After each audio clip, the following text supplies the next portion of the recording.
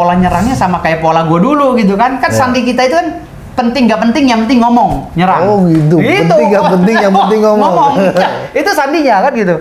Pokoknya lu mau apa, pokoknya target kita Jokowi. Penting nggak penting, ngomong aja ngerocos. Gitu. Sehingga ketika ditanggapi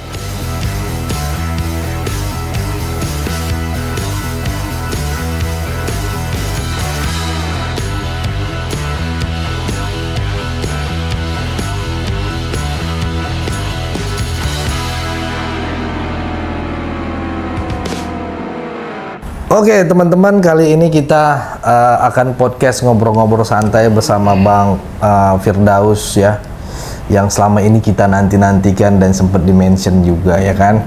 Ya, apa kabarnya Bang? Salam dulu lah kita ya kan. Baik. Ininya ini luar biasa nih, kita bisa berkunjung di tempat Bang Firdaus.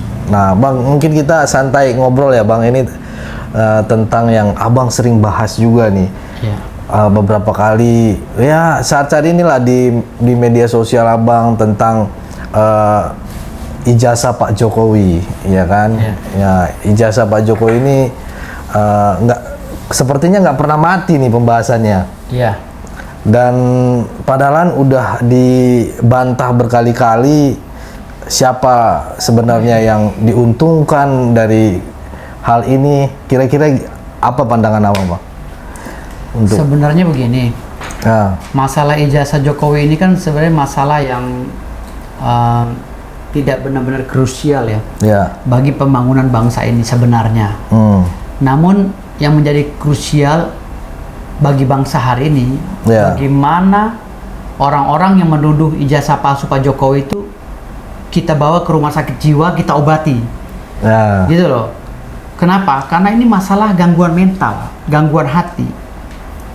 Kalau orang-orang ini tidak diobati di rumah sakit jiwa, maka kasus ini akan bergulir terus.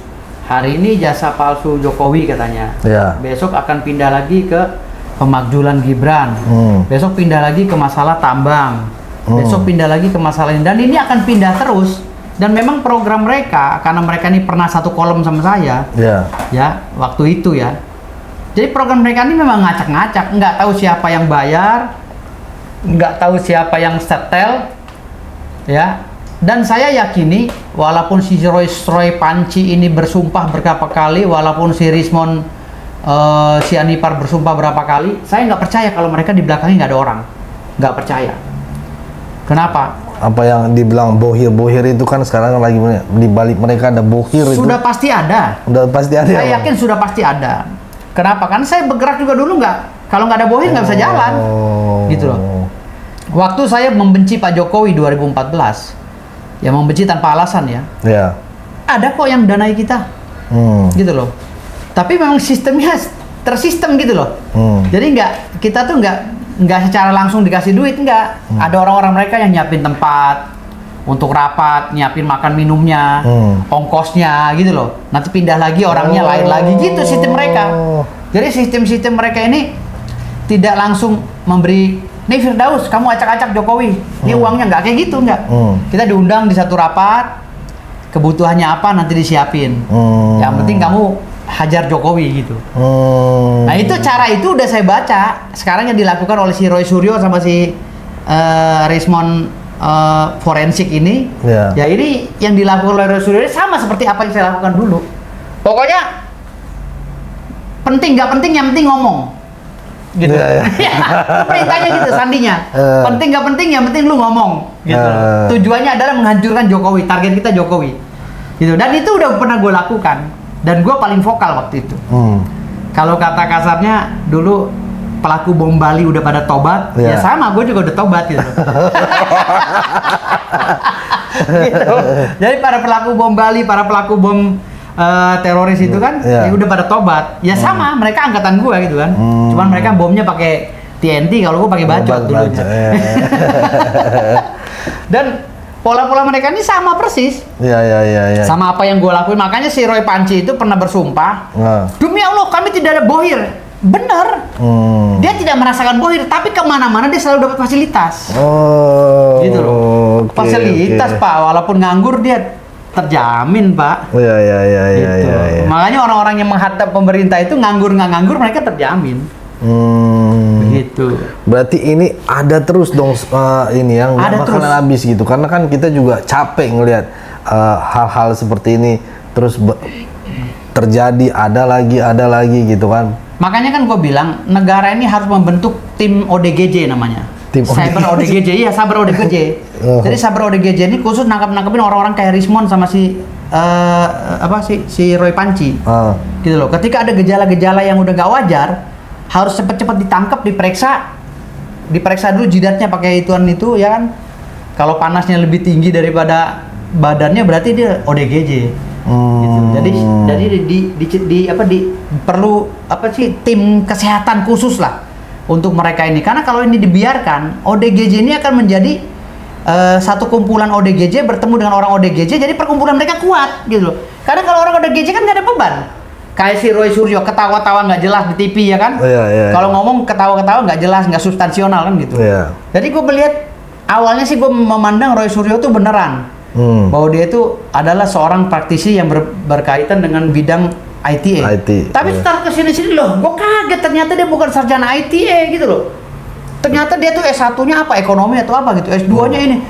Jadi dari prodi yang jauh banget panggang dan api dengan prodi ilmu komunikasi dan lain-lainnya, kok bisa gitu mengaku sebagai pakar IT. Dan yang lebih parahnya lagi, gue tercengang saat ini. Gue melihat Rismon Sianipar yang mengaku, ya kan, lulusan Jepang, kampusnya nggak ngakuin si Rismon. Iya, baru-baru ini muncul aja. Gue bilang makin gila ini, orang teriak-teriak ijazah palsu Pak Jokowi, sementara ijazahnya dia kagak diaku sama kampusnya. Nah ini makanya kemarin gue somasi, gue bawa duit 1 miliar, gue somasi, minggu ini dia harus tunjukkan ijazahnya juga. Gitu loh. Minggu ini Rismon harus menunjukkan ijazahnya. Itu kenapa sampai abang lakukan itu, Bang? Kan gini, gue bilang munculnya makhluk beberapa orang ini, akhirnya gue sakit. Kepala gue sakit tiap hari, makanya daripada gue sakit terus, gue bikinlah bintang 7 ini gitu loh. Untuk menghalau mereka kan gitu. Jadi gue lama-lama pikir, ini makhluk dari mana sih gitu? Kok kayaknya pola nyerangnya sama kayak pola gue dulu gitu kan? Kan sandi kita itu kan penting gak penting, yang penting ngomong, nyerang. Oh gitu. Penting gak penting, yang penting ngomong. Ya, itu sandinya kan gitu. Pokoknya lu mau apa, pokoknya target kita Jokowi. Penting gak penting, ngomong aja ngerocos. Gitu. Sehingga ketika ditanggapi oleh masyarakat yang SDM-nya di bawah rata-rata, akhirnya jadi barang nih. Gitu loh. Akhirnya netizen yang tadinya waras jadi gila juga, ikut gila mereka. Makanya gue bilang tadi cyber ODGJ. Pemerintah harus membentuk cyber ODGJ. Jadi makhluk-makhluk seperti Rismon dan si Roy Panci ini agak menjelang sakit jiwa harus segera diperiksa dan segera diobatin gitu loh. Kalau enggak zombie. ODGJ ini, penyakit ODGJ itu ada ODGJ akut, ya, ada ODGJ semi. Kalau Rismon sama Roy Panci ini gue liat ODGJ semi. Udah menjelang ke gila gitu. Makanya sebelum dia gila nanti takut menyebarkan ilernya itu bahaya. Sama seperti anjing rabies. Kalau dia tuh ngomong, tahu muncrat ke muka orang itu pasti jadi ODGJ. Gitu. Kan sama seperti zombie. Benar. Sama seperti zombie. Nah makanya gue bilang pemerintah harus membentuk cyber ODGJ. Cyber ODGJ. Ya. Ini boleh juga nih konsepnya. Jadi harus bentuk. Karena apa?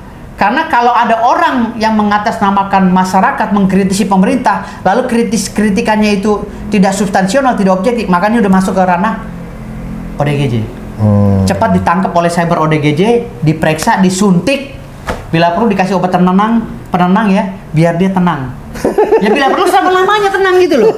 Disuntik gitu, biar dia nggak ngerocos lagi. Dalam ini ya. Ya karena gue lihat kok gerakan mereka, aduh gimana sih? Apa sih pentingnya buat masyarakat kalau seandainya mau menjarakan Pak Jokowi karena ijazah palsunya, apa sih pentingnya? Setelah Pak Jokowi dipenjara, soalnya gara-gara mereka ini banyak jadinya warga-warga yang tadinya awam jadi adu domba gitu kan. Mintalah keluarin ijazah. Menurut lu gimana, Bang? Yang bisa tunjukin aja selesai, dibilang. Tunjukin aja selesai ijazahnya Pak Jokowi gitu. Gue kasih konstruksinya ya. Apa susahnya sih gitu? Yang bisa melihat dokumen pribadi seseorang adalah orang yang dipercaya oleh si pemilik dokumen. Oke. Karena menyangkut rahasia pribadi. Berarti itu kampusnya? Ya, bukan. Jokowi telah menerima ijazah dari kampusnya. Iya. Ya, dan kampusnya pun apabila ingin mengeluarkan ijazah Jokowi ke publik harus izin Jokowi. Oh. Karena kan udah diserah terima, ijazah aslinya sudah diserah terima secara administratif, Iya. bahwa Jokowi telah menerima ijazahnya dan punya hak mutlak secara perdata. Oke. Jadi kampusnya pun nggak boleh sembarangan bahwa ini ijazah Jokowi yang punya, nggak bisa. Jokowi bisa menuntut kampus karena kerahasiaan, karena data pribadi diri itu nggak boleh diupload di publik. Iya. Apa saja yang masuk dalam data pribadi? Yang pertama adalah kartu tanda penduduk. Yang kedua, ijazah. Ijazah. Kenapa data pribadi itu tidak bisa ditayangkan di media sosial? Takut dijadikan pemalsuan oleh orang-orang, dokumen palsu. Misalnya ijazah Jokowi yang asli, akhirnya ada orang yang nyetak, di print out diganti nama dia. Ya. Akhirnya dia punya ijazah dari hasil ijazah yang diupload di media sosial. Sama seperti KTP. KTP kita upload di media sosial. Impact negatifnya adalah ketika si KTP itu dijadiin bahan untuk syarat masuk ke pinjol misalnya. Oh iya. Jadi akhirnya kan dia nggak merasa pinjem. Kok tahu-tahu dia ada tagihan pinjol kan gitu. Nah itulah yang bilang tadi kenapa kerahasiaan data publik itu, data pribadi itu dilindungi oleh undang-undang karena mencegah hal-hal seperti itu. Bukan Pak Jokowi ini tidak mau menunjukkan ijazah. Jokowi akan mengeluarkan ijazah dan telah mengeluarkan ijazah dan menghadirkan ijazahnya di hadapan penyidik secara konstitusional. Dia sudah memberikan keterangan, dia sudah menunjukkan kepada Mabes Polri bahwa dia menggunakan ijazah itu untuk menjadi wali kota 2 periode, gubernur 1 periode, setengah periode ya, lalu presiden 2 periode. Artinya ijazah Jokowi ini secara de facto dan de jure itu sudah disahkan melalui proses KUHAP ya, proses KUHAP dan peraturan Kapolri, bahwa Pak Jokowi telah diperiksa dan dilakukan berita acara pemeriksaan terhadap Jokowi dan memberikan ijazahnya terhadap penyidik, kepada penyidik. Artinya syarat administratif hukumnya itu sudah dilampaui oleh Jokowi. Mau ngapain lagi? Lalu kalau masyarakat Indonesia mau lihat ijazah Jokowi, emang ijazah Jokowi ini monyet di Ragunan yang mau ditonton? Emang ijazah Jokowi ini gajah yang ada di Ragunan mau ditonton gratis? Nggak bisa Pak, ini data pribadi. Bagaimana kalau seandainya data pribadi Jokowi setelah diupload di media sosial, lalu fotonya itu di print out, lalu terjadilah, maaf ya, pembegalan misalnya di jalan, tahu-tahu ada ijazah Jokowi, apa nggak jadi fitnah buat Jokowi? Apalagi akhirnya Jokowi dipanggil-panggil lagi, gitu loh. Dan kejahatan-kejahatan ini pasti terjadi dan berpotensi terjadi di negara kita ini. Kenapa? Di negara kita ini banyak orang susah otaknya, banyak orang penjahat gitu loh. Banyak penjahat, makanya Prabowo sekarang lagi pusing, lagi mau ngabisin penjahat-penjahat ini. Gitu loh. Kan otak Indonesia ini kan tahu sendiri orang Indonesia ini. Walaupun SDM-nya lemah, tapi pinternya bukan main, so pinter kan gitu. Gitu.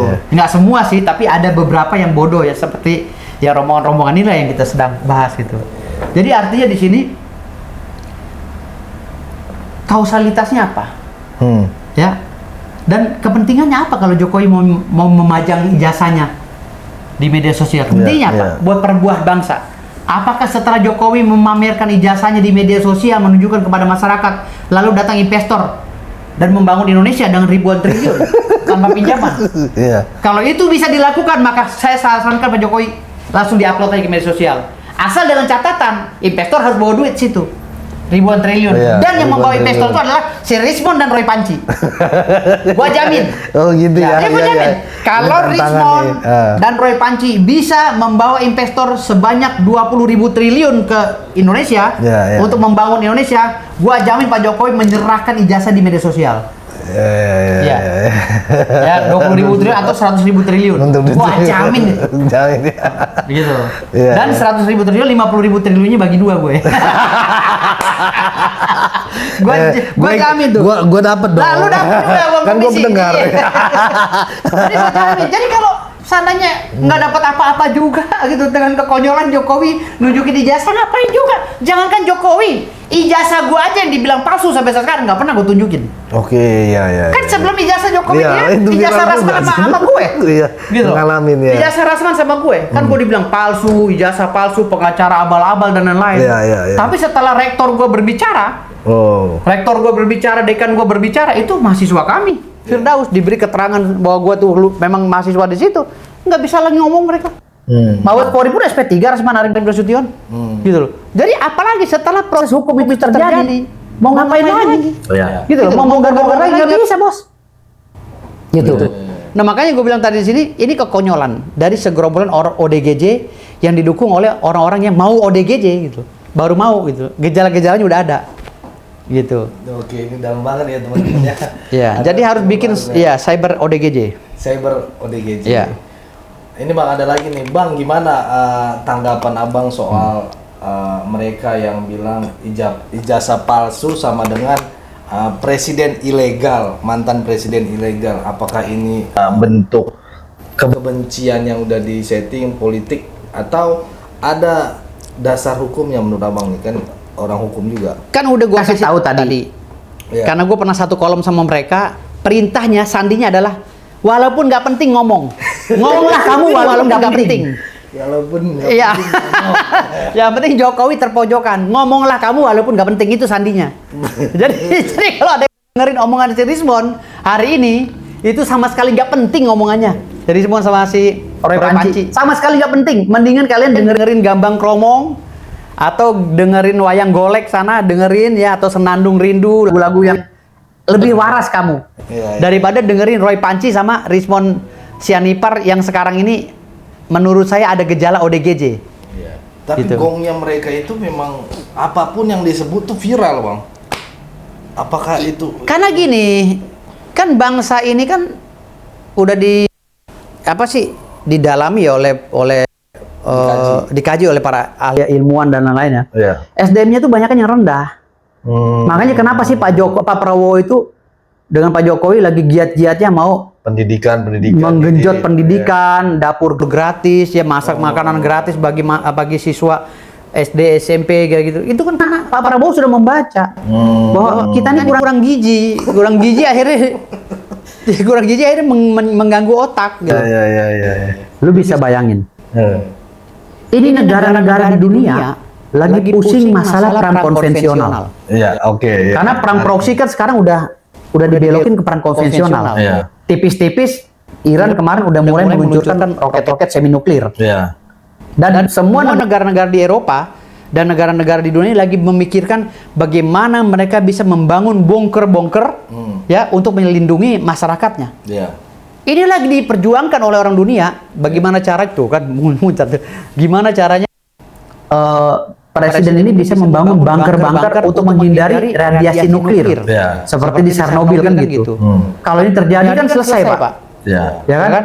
Tetapi hari ini di saat negara dunia itu sedang memikirkan keselamatan bangsanya, hari ini ada beberapa makhluk rombongan Roy Panci dan Rismon ngomongin masalah ijazah yang sama sekali nggak penting banget gitu loh bagi kemajuan bangsa. Ya. Dan kalau seandainya kita ini lalai dalam hal ini, ya memproteksi warganya, melindungi warga dari serangan nuklir yang akan terjadi di dunia ini, perang dunia ketiga, maka penjahat yang pertama saya cari adalah Rismon Sianipar dan Roy Panci. Gitu loh. Kenapa? Karena mereka telah berhasil menggiring opini sehingga mereka kita ini tidak lagi memikirkan geopolitik dunia. Gitu loh. Karena menggiring politik, yang ada kita berkutat di situ aja, ijazah palsu. Akhirnya kita lupa bahwa Pak Prabowo sedang melanjutkan proses pembangunan IKN. Pak Prabowo sedang menarik perhatian investor-investor untuk membesarkan bangsa Indonesia menjadi negara yang memang siap bertanding di kancah internasional. Gitu loh. Iya. Tetapi di sini kan apa ya? Nah ini nih satu lagi. Iya, Bang. Gue minta kepada Pak Prabowo melalui Kementerian Hukum dan HAM, Menkominfo, ya, Kementerian Perekonomian dan Informasi. Masukan ya. Gue minta tolonglah nih agar penggunaan media sosial ini diatur. Karena nggak ada satu regulasi pun yang melindungi itu gitu loh. Karena orang ini kan sekarang sembarangan ngomong, bicaranya itu udah, udah parah dah gitu. Asal cuap-cuap. Memahami tentang keterbukaan publik, memahami tentang bebas berpendapat yang termaktub dalam Undang-Undang Dasar 1945 di pasal 28, itu tidak seperti itu. Karena Undang-Undang Dasar 45 ini adalah induk daripada undang-undang. Ada turunannya. Kalau you mau berbicara, you silakan gabung di organisasi yang telah dibentuk sesuai dengan Undang-Undang Nomor 17 tahun 2019 oleh negara tentang organisasi. Siapa saja dan apa saja organisasi yang telah dibentuk oleh negara melalui Kementerian Hukum dan HAM, apa saja organisasi yang bisa membicarakan masalah ini. Ya, salah satunya lembaga yang saya bentuk, Lembaga Komunitas Pengawas Korupsi. Bisa berbicara tentang kebijakan publik, tapi berbicara tertata dan rapi, tidak sembarang cuap. Seperti si Rismond ngata-ngatain Pak Jenderal Tito, Pak Tomsi dikata-katain, ada Jenderal Polri katanya telah rusak negara ini karena ada jenderal yang cacat, menjadi apa, terstigma negatif terhadap Asia Tenggara bahwa ini jenderal cacat, kan gila. Dan setelah saya selidiki, ternyata Rismond Sianipar ini patut diduga dia tuh seorang penulis buku yang menjual bukunya itu ke Amerika, ke wilayah yang sana lah gitu loh. Jadi dia sengaja dibikin konflik semua nih, diributin, lalu dia bikin buku. Dia jual buku, dibeli di sana. Cerita dijelek-jelekin negaranya itu, kalau nggak salah itu dia jualnya ke apa sih? Amazon kalau nggak salah. Oh, Amazon. Ya, ini menurut info. Jadi dia tuh jualan buku. Jadi Rismond ini memang dia mungkin jualan buku. Jadi dia nulis nanti dijual. Dijual ke luar negeri, nanti orang luar negeri dibeli. Oh, ternyata kondisi Indonesia seperti ini. Dia jelek Indonesia dengan tulisannya. Gitu loh. Dia dapat duitnya dari situ. Ini jahat nih orang. Ini manusia jahat di dunia. Si Rismond ini bisa menjadi pengkhianat bangsa karena dengan tulisannya menghancurkan wibawa bangsa Indonesia di luar negeri. Gitu. Makanya gue ya mudah-mudahan sih intelijen kita ini ya kerjanya maksimal gitu ya. Karena selama ini yang gue lihat kok kayaknya kurang tegas aja gitu kan. Mabes Polri kurang tegas. Padahal ini kan presiden kita ya, Pak Jokowi, mantan presiden gitu loh. Kemarin gue sempat marah sama Pak Otto Hasibuan sama Bang Yakub ya, Ade Yakub ya. Ade Yakub. Kenapa gue marah? Karena dia membawa Pak Jokowi untuk diperiksa. Gue bilang ngapain diperiksa? Iya, ngapain dianterin ke Polda? Kelasnya jatuh banget. Seorang presiden, mantan presiden yang dilindungi oleh Undang-Undang Dasar 1945 pasal 7A 7B yang dilindungi oleh garis-garis besar haluan negara, harus duduk di kursi pesakitan untuk diperiksa. Padahal kalau kita sebagai pengacara tahu konstruksi tata negaranya seperti apa, konstruksi hukum tata negara seperti apa, seorang presiden dan wakil presiden tidak boleh diperiksa. Karena akan menjatuhkan kredibilitas bangsa. Tidak boleh diperiksa. Makanya gue kemarin kan protes sama Pak Otto. Kenapa dibawa? Gunakan dong pasal-pasal, kan ada alasan. Di dalam pasal 77 secara KUHP, di dalam pasal 79 KUHP, 77 KUHP itu dijelaskan masa kadaluarsa perkara. Ijazah Jokowi ini kan diributin tahun 1985. Terbitnya. Nah, dari tahun 1985 ke sini, ini udah 2025. Ini udah hampir 40 tahun. Nah, 40 tahun ini masa kadaluarsanya ada. Masa kadaluarsa 13 tahun. Dari perkara itu mulai dimunculkan deliknya gitu loh. Makanya gue bilang tadi sini sangat disayangkan sekali kenapa aparat kurang tegas gitu. Dan penegak hukum ini pengacaranya Jokowi lah waktu itu. Pak Otto Hasibuan. Kenapa kok nggak pakai pasal-pasal itu? Anaknya. Ya anaknya ya. Otto Hasibuan juga seorang profesor, harusnya anaknya kerja dia kasih nasihat dong, apalagi dia wakil menteri kan gitu. Dia nggak paham tentang konstruksi hukum tata negara kan gitu. Makanya gue agak sedikit protes kemarin. Kenapa seorang Jokowi dibawa ke kursi pesakitan untuk diperiksa? Padahal kalau kita pengacaranya, kalau kita militan dan kita paham, kita keras aja. Jokowi tidak boleh diperiksa karena ada Undang-Undang Nomor 16 tahun 2004 pasal 35C tentang kewenangan jaksa yang berhak mengenyampingkan perkara demi kepentingan umum yang berkaitan dengan kebijakan publik atau pemimpin publik gitu. Jadi wajib, nggak boleh diperiksa Jokowi itu. Oh gitu. Nggak boleh diperiksa. Juga nih orang-orang awam nih, Bang. Nggak boleh. Di dalam Undang-Undang Dasar 45 pasal 7A pasal 7B itu dijelaskan jelas konstruksi hukumnya dalam garis-garis besar haluan negara.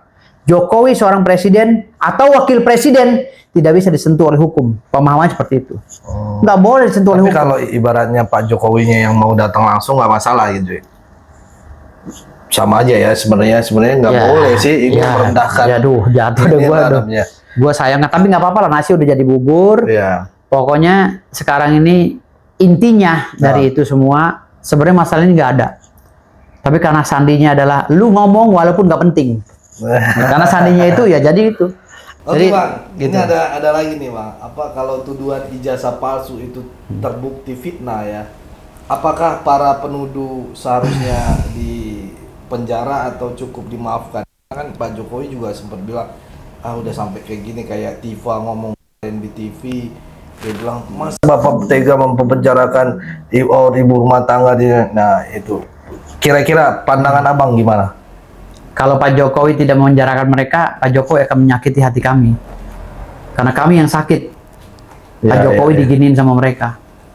Jadi memenjarakan Rismond, Dr. Tifa, Roy Suryo dan lain-lainnya itu sebuah hadiah yang besar bagi kami. Aktivis pendukung Jokowi sekarang ini. Hadiah yang besar.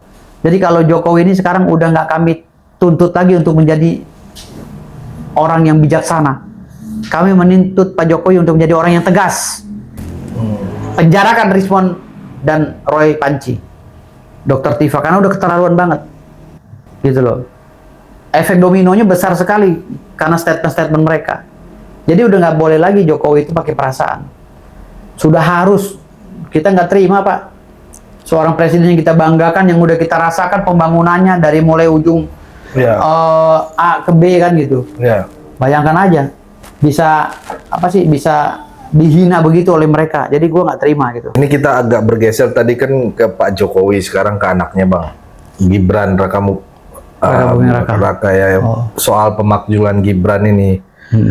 Dan akhir-akhir ini kan ada narasi Gibran kan harus dimakzulkan.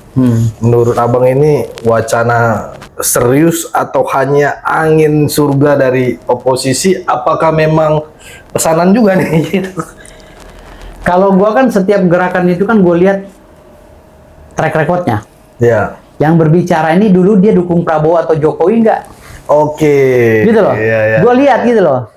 Kalau orang yang dari dulu memang berseberangan dengan Jokowi, apalagi tuh orang partai yang berseberangan dengan Jokowi, gue yakin itu settingan. Pesanan dari partai yang memang mau jatuhkan Jokowi. Itu dulu ke arah itu. Yang kedua, gue lihat kapasitas mereka. Mereka sebagai apa di negara ini? Gitu loh. Sebagai apa?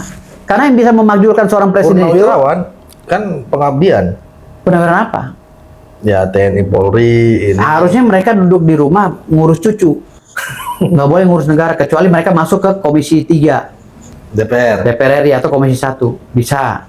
DPR RI. Tapi kalau mereka nggak ada apa-apa di negara ini, hanya purnawirawan, ya sebaiknya ngurus anak cucu lah. Beribadah yang baik, persiapan untuk menghadap Allah Subhanahu Wa Taala kan gitu. Sebaiknya lebih elegan seperti itu daripada atau membangun perusahaan-perusahaan mengisi hidup agar meningkatkan ekonomi keluarga, atau membangun masjid atau menjadi pengurus masjid kan gitu. Lebih elegan kan di hadapan Allah Subhanahu Wa Taala gitu daripada harus ngurusin bangsa, karena bangsa ini udah ada yang ngurus. Yang ngurus adalah orang-orang yang memang sesuai dengan kerangka hukum tata negara. Misalnya ada keributan di mana-mana tentang stabilitas nasional, yang ngurus TNI kan gitu. Ada keributan di mana-mana masalah wilayah hukum, yang ngurus polisi kan gitu. Ada keributan masalah pemakzulan presiden, ada mekanismenya sesuai dengan Undang-Undang Dasar 45 dan garis-garis besar haluan negara. Bagaimana mekanisme pemakzulannya? Apabila ya seorang wakil presiden atau presiden ditetapkan sebagai terpidana dalam perkara asusila, dalam perkara korupsi, atau dalam perkara pengkhianatan terhadap NKRI. Itu bisa. Apabila terbukti di pengadilan ya. Apabila di pengadilan dia terbukti korupsi, dia dipidana sekurang-kurangnya 5 tahun ke atas, dia bisa dimakzulkan melalui mekanisme Mahkamah Konstitusi bekerja sama dengan Mahkamah Agung merekomendasikan pemakzulan Saudara Gibran dan Pak Prabowo ke DPR. Lalu di Dewan Perwakilan Rakyat rapat besar paripurna untuk memakzulkan Pak Prabowo dan Pak Gibran. Setelah dari DPR dinaikkan ke MPR. Lalu ada rapat luar biasa namanya. Rapat luar biasa di Majelis Permusyawaratan Rakyat.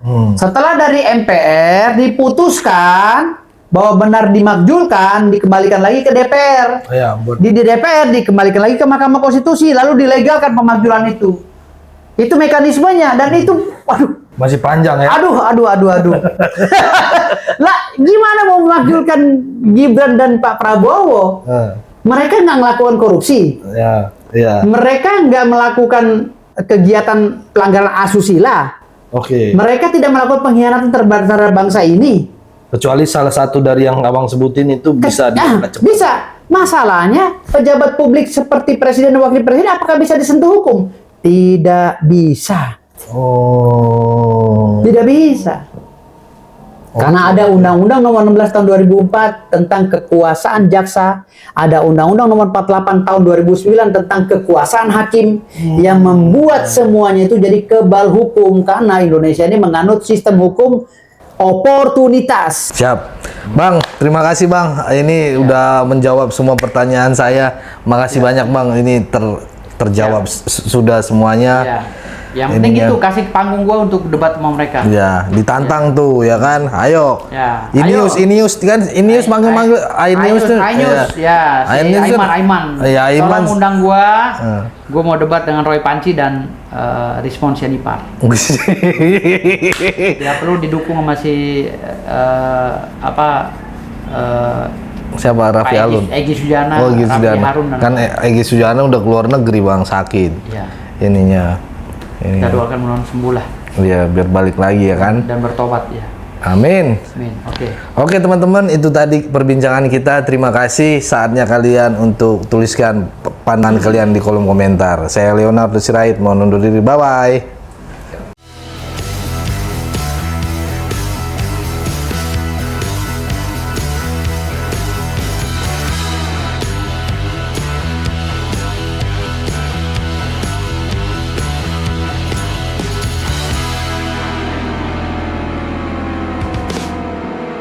Halo, kawan-kawan sebangsa setanah air Indonesia. Mari kita jadi bagian dari pelayanan Sirait Media yang berdampak nyata bagi 42 anak di Yayasan Cipta Pelita. Bagi yang tergerak mendukung, bisa menyalurkan bantuan melalui Bank BRI.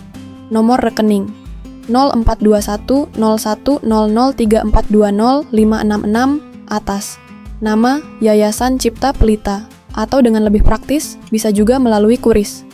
Silakan scan barcode QRIS ini menggunakan aplikasi mobile banking kesayangan kalian. Tujuan pelayanan misi ini agar channel Sirait Media terus menjadi berkat dan dampak positif bagi bangsa Indonesia. Yuk, manfaatkan media sosial bukan hanya untuk hiburan, tapi juga sebagai alat untuk membawa perubahan. Dukunganmu sangat berarti. Terima kasih atas setiap doa, kebaikan, dan uluran tangan. Kami percaya Tuhan yang akan membalas semuanya berlipat ganda. Salam semangat NKRI harga mati.